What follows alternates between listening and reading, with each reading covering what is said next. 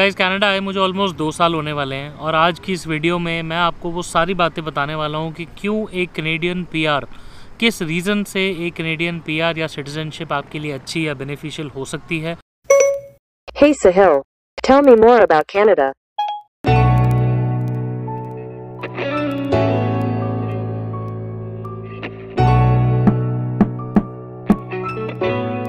Hi guys, welcome back. तो जैसा कि मैंने आपको बताया कि आज की इस वीडियो में मैं अपने पिछले 2 साल के सारे एक्सपीरियंसेस को शेयर करने वाला हूँ और बहुत टाइम से मैं सोच रहा था कि यार इस वीडियो को बनाया जाए, क्योंकि जितने भी लोग मेरे साथ आते हैं एज क्लाइंट्स हो, फ्रेंड्स हो या फिर रिलेटिव्स हों जो इंडिया से बात करते रहते हैं, तो वो लोग अक्सर मुझसे यही सवाल पूछते हैं कि यार तू इंडिया में इतना अच्छा कर रहा था, you had such a good job, इतने अच्छे पैसे कमा रहा था, तो फिर यहाँ पे आके तेरे को ऐसी कौन सी चीज़ मिली या फिर कौन सा ऐसा बेनिफिट मिला। और मैं खुद भी अक्सर ऐसा सोचता ही रहता हूँ यार कि इंडिया में तो मेरे पास अच्छा था सब कुछ, घर भी अच्छा था, गाड़ी भी थी and we had almost everything.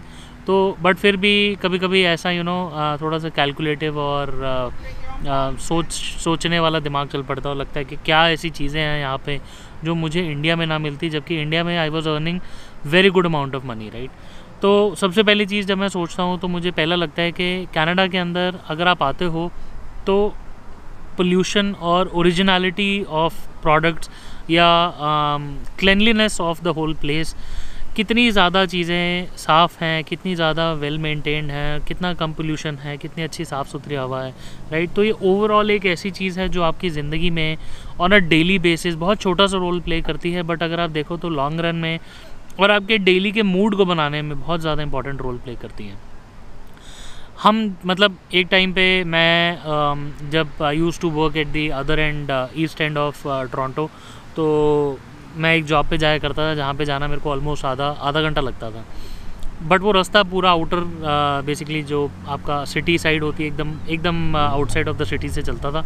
But फिर भी इतना खाली और इतना अनमेंटेन्ड एरिया होने के बावजूद वो जगह इतनी साफ़ थी, इतना साफ़ सुथरा होता था कि सुबह अगर मैं आधा घंटा गाड़ी चला के जा भी रहा हूँ, गाड़ी अगर नॉर्मल 60 की स्पीड पे चल भी रही है, तो फिर भी मतलब मूड बड़ा अच्छा होता था। कभी थकते नहीं थे, कभी इरिटेशन नहीं होती थी, कभी वो बार बार धक्के, कोई इरिटेशन, कोई गन देखने को नहीं मिलता था। फिर भी लाइफ मतलब even despite all of that आपको एक बड़ी अच्छी सी फीलिंग आती है, you feel very clean. And then जो भी आप चीज़ें खाते हो, खानों का यहाँ पे जैसे फॉर एग्जांपल आप कोई किसी सुपरमार्ट से आप दूध लेके आए, अगर उस दूध में पीछे एक मिल्क को लेके यहाँ पे रिकॉल आया था, फूड रिकॉल, जिसमें बोला था कि जो सैनिटाइज़र है, जो मिल्क को पाउचेस को जो क्लीन किया जाता है, उसमें कुछ सैनिटाइज़र या फिर कोई केमिकल की थोड़ी ज़्यादा हो गई थी क्वांटिटी।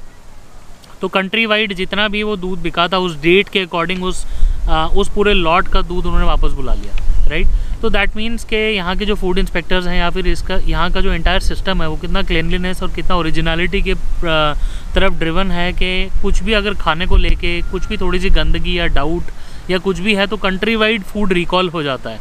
तो you still have some faith in the system के जिसके लिए आप पैसा दे रहे हो, भले वो चीज़ महंगी भी हो सकती है but still you are getting the quality, right. तो वो क्लिनलीनेस और वो साफ़ सुथरी चीज़ें वो सब कुछ है यहाँ पे। नंबर 2, आई थिंक यहाँ पे आपको एक वर्क लाइफ बैलेंस बहुत अच्छा मिल जाता है आपकी लाइफ में। जैसे आज संडे है, वी आर द पार्क, इतना बड़ा पार्क है यहाँ पे, एंड मेरा बेटा and my wife are playing and we are here with friends also. तो वर्क लाइफ बैलेंस बहुत अच्छा है। Today is a Sunday, we are all enjoying, काम हो भी रहा है, अगर कॉल्स आ भी रही हैं तो नोबडी इज़ एक्चुअली, ये तो मैं अगर काम करना चाह रहा हूँ तो मेरी बात अलग है, but then from a work और फ्रॉम एन एम्प्लॉयर बेसिस कोई प्रॉब्लम नहीं है, कोई आपको फ़ोन नहीं करेगा आफ्टर ऑफिस आवर्स, आपको कोई पूछेगा भी नहीं कि आप क्या कर रहे हैं, क्या नहीं कर रहे, या फिर आप काम क्यों नहीं कर रहे। एज लॉन्ग एज अपने ऑफिस के 8 घंटे पूरे you are done, you are going home. तो गाइज ये चीज़ें कुछ होती हैं and plus value of life बहुत ज़्यादा है। अगर आप अगर आप किसी के लिए कुछ काम करने चाहते हो, थोड़ा सा भी अगर आप काम करो तो आपको there is value for your money, there is value for your time, actually there value for your skill. तो अगर आप किसी के लिए थोड़ा सा भी काम करोगे ना तो वो आपको पैसा देगा। एंड उससे भी बड़ी बात है कि यहाँ पे ना कनाडा में there is a concept of minimum wage. तो मिनिमम वेज जहाँ पे लग जाता है ना, उससे बहुत बड़ा फ़ायदा होता है कि बेयर मिनिमम कोई भी अगर कनाडा के अंदर आ गया तो वो भूखा तो नहीं रह सकता। $14 पर आवर, जैसे ऑन्टारियो में $14 पर आवर है तो उसको $14 तो मिलेगा, राइट, अगर वो कुछ भी काम करे। तो इससे क्या होता है ना, मैंने पर्सनली फील किया है कि when everybody is earning at least bare minimum, तो क्राइम, फ्रस्ट्रेशन इन पीपल, वो सब कम होने लगता है। बट कनाडा के अंदर ये चीज़ें कम है क्योंकि इनकम पैरिटी बहुत ज़्यादा है। यहाँ पे कोई आपको ऐसा नहीं मिलेगा जो मतलब बहुत सारे ऐसे नहीं मिलेंगे जो बिल्कुल ही एकदम ऊबर पैसा कमा रहे हैं, एंड देन कुछ ऐसे भी नहीं मिलेंगे जो बिल्कुल ही कुछ नहीं कमा रहे हैं। जो बेचारा काम करना चाह रहा है, जिसके पास स्किल है चाहे नहीं है, कुछ भी काम करने जा रहे हैं, एटलीस्ट $14 पर आवर तो कमाएगा ही कमाएगा। भूखा घर पे नहीं बैठेगा अनटिल अनलेस वो बंदा बोले कि मेरे को काम ही नहीं करना। अगर काम करना है तो कुछ ना कुछ तो पैसा कमा ही लेगा, अपनी लाइफ तो वो जी लेगा। इट इज़ नॉट पॉसिबल कि वहाँ पे इंसान कुछ भी ना कर पाए, राइट। तो गाइस इस सब को छोड़ के ये तो हुआ मेरा मतलब ये तो आपका बेसिक जो मेरा व्यू पॉइंट है, ये मेरा पर्सनल व्यू पॉइंट है जो मुझे लगता है। इसके अलावा आ जाते हैं कि अगर आप कनाडा एज अ PR आते हैं तो आपको कैनेडियन गवर्नमेंट क्या बेनिफिट देगी, राइट। एक तो होता है कुछ हुए आपका पर्सपेक्टिव हुआ, कुछ हुआ in fact, in true fact. उसके अंदर आ जाता है सबसे पहला गाइस, आप इंसान को किसी को भी जीने के लिए ना एक अच्छी हेल्थ चाहिए, एक अच्छा सेटिस्फैक्शन चाहिए कि उसका बुढ़ापा कभी ख़राब नहीं होगा और उसकी पढ़ाई हो जाए। ये तीनों चीज़ों को एक तरह से सेफ़ और फ्री कनाडा आपको दे ही देता है। ऐसे वन, आपकी ओल्ड एज सिक्योरिटी, अगर यहाँ पे कुछ टाइम भी आप काम करते हैं या फिर जो भी उनका रूल के अकॉर्डिंग है, आपको पेंशन तो मिल ही जाती है, आपकी ओल्ड एज सिक्योरिटी की पेमेंट तो आपको आई जाती है, राइट। तो अगर आपने टैक्सेस पे किया टाइम पे, आपने जो भी अमाउंट पे किया, जितना भी कमाया है, उसके हिसाब से आपको बेयर मिनिमम कुछ अमाउंट तो आएगा, जिससे आपको अपने बुढ़ापे को चलाने में कोई प्रॉब्लम नहीं होगी, एज लॉन्ग एज आपकी बाकी चीज़ें आपके पास हैं, राइट। देन आपको फ्री, आपको मतलब पेंशन तो मिली, साथ में आपको फ्री आपका हेल्थ भी मिल गई, एज इन हेल्थ इंश्योरेंस मिल गया। ओहिप है या फिर आपका हर एक प्रोविंस का अलग से एक उनका हेल्थ इंश्योरेंस प्रोग्राम है, जिसके अंदर आपकी हेल्थ रिलेटेड चीज़ें तो फ्री है ही है, मेडिकल बेनिफिट्स तो है ही है, राइट। तो मेडिकल बेनिफिट्स आपको बहुत ज़्यादा शांति हो जाती है कि यार चलो कल को कोई भी बीमारी हुई, कुछ भी हुआ, तो at least I have somebody who will take care of me, and that is the government, जो आपको एटलीस्ट आपके मेडिकल का खर्चा तो उठा ही लेगी। देन आ जाते हैं आपके बच्चों की पढ़ाई, राइट। अब ये एक तीसरी इंपॉर्टेंट चीज़ है जो कि आपको ज़रूर देखनी होती है कि 12वीं तक बेचारा बच्चा पढ़ रहा है, तो यहाँ के जो गवर्नमेंट स्कूल्स हैं वो बहुत ही ज़्यादा अच्छे हैं, उनकी क्वालिटी बहुत ही ज़्यादा अच्छी है। तो जो आपका एजुकेशन सिस्टम है यहाँ पे गवर्नमेंट बेस्ड है, बहुत ही अच्छा है, बहुत ही इफ़ेक्टिव है, और सबसे बड़ी बात यहाँ पे फ्री है, राइट। फ्री होने से आपको बच्चों की एजुकेशन की टेंशन, अब इंडिया में नए बच्चे, आप छोटे बच्चे की एडमिशन कराने जाते हो, आज तक कोई 5 लाख रुपए डोनेशन मांगता है, कोई 10 लाख रुपए डोनेशन मांगता है। It's all a joke in India. यहाँ पे ऐसा कुछ नहीं है। आप जिस एरिया में हैं उस एरिया के स्कूल को आपको आपके बच्चे को एडमिशन देनी ही देनी है, और वो एडमिशन आपके बच्चे को मिलेगी ही मिलेगी, राइट। तो उसके हिसाब से आप उस तरफ से आप टेंशन फ्री हो जाते हो, राइट। ये तीनों चीज़ों के अलावा गवर्नमेंट के इतने ज़्यादा बेनिफिट्स हैं, इतने ज़्यादा जो लो इनकम कैटेगरी के लोग भी हैं उन लोगों के लिए इतने बेनिफिट्स हैं। फॉर एग्जांपल उन लोगों के लिए फ्री वाईफाई, या फिर $11 में पूरे मंथ का फ्री वाईफाई, ऐसे बहुत मतलब यहाँ पे $11 का वाईफाई होना एक बहुत बड़ी बात होती है।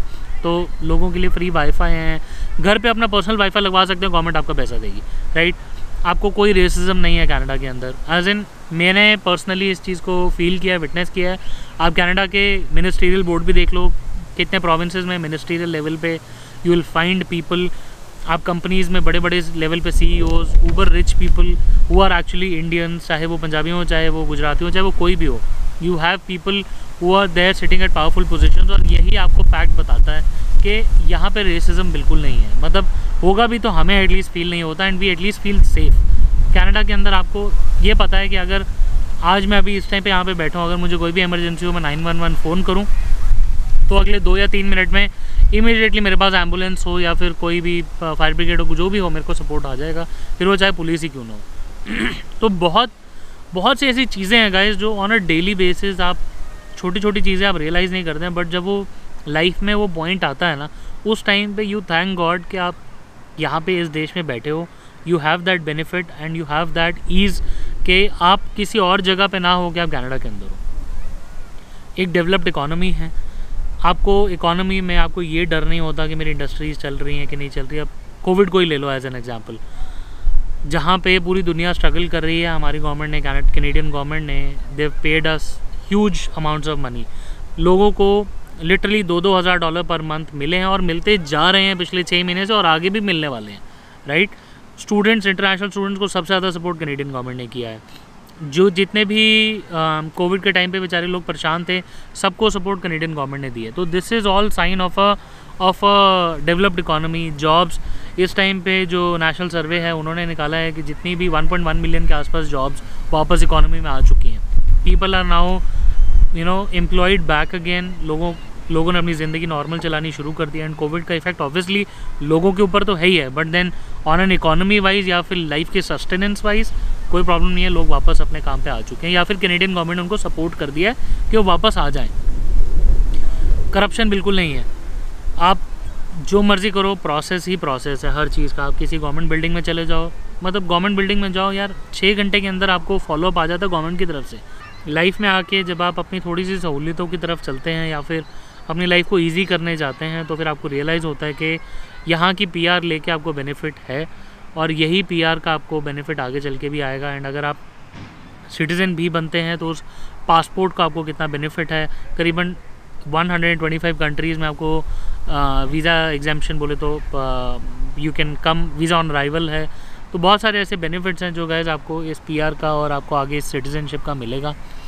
तो यही कुछ एक व्यू पॉइंट था जो मैं आपके साथ शेयर करना चाहता था। एंड मैं चाहता हूँ कि लोग इस कॉन्सेप्ट को या फिर इस बेनिफिट को अच्छे से समझें, और कल को अपनी लाइफ में कोई भी डिसीजन लेने जाएँ, जब आप प्रोज एंड कॉन्स को वे आउट करें तो सिर्फ पैसे को ही ना देखें, लाइफ को भी आप ज़रूर देखें कि आपकी लाइफ कहाँ पे, कैसे, कितनी अच्छी है, कितनी अपॉर्चुनिटीज़ हैं और किस इकोनॉमी में आप बैठे हैं। तो this is a land of immigrants. यहाँ पे immigration is the way of life and immigrants are accepted, hence we don't get to see racism, and we are happily accepted. Like I am an immigrant here, we are happily accepted by other fellow immigrants. You are not treated as कि आप कोई बाहर के हैं, right? आप भी immigrant, और आपके सामने खड़े हुए यहाँ पे हज़ारों लोग इमिग्रेंट्स ही हैं, सारे इमिग्रेंट्स हैं। तो आपको बहुत ज़्यादा ईज़ ऑफ लाइफ मिलती है यहाँ पे। सो आई होप इस वीडियो से आप लोगों को काफ़ी एक व्यू पॉइंट आपको क्लियर हो गया होगा। एंड अगर आपको वैसे भी कोई हेल्प चाहिए हो इमिग्रेशन के रिलेटेड, तो I am always there, always happy to help. आप मेरे डिटेल्स डिस्क्रिप्शन बॉक्स में हैं, feel free to comment. And आप भी अपने व्यूज़ शेयर करिए कि अगर आप यहाँ पे आ रहे हैं या आने वाले हैं या फिर आने के बारे में सोच रहे हैं, अगर कोई ऐसे सवाल हैं जिनके साथ मैं आपकी मदद कर पाऊँ तो मैं ज़रूर करूँगा। All the best guys, see you soon in Canada.